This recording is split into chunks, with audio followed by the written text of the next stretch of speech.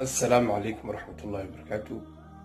عاوح وهي تضبية لاتنك بشهر رمضان نافر بقول بيها فرتك هجرية وهابين نضا صحابة بضن اياد كواتكيين ايدين ان وهابين كتضبية لاتنات ليلة القدر بيهي سيدو بيه بن كعب إلى راليها كالنقطة مركا كاني ليلة القدر مليهن وعاو كليا لكن وهابين ندى اللي كل جبدين maadaama uu tirada dhiman ee rabadaanta ku jira sida 21 23 25 iyo 27 caawa joogno iyo 29 oo inoo dambeeyay nabi ilaahay gaarsiiyay kawal leeyahay dadaalo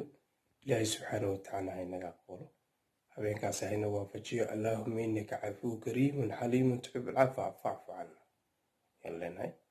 assalamu alaykum wa rahmatullah.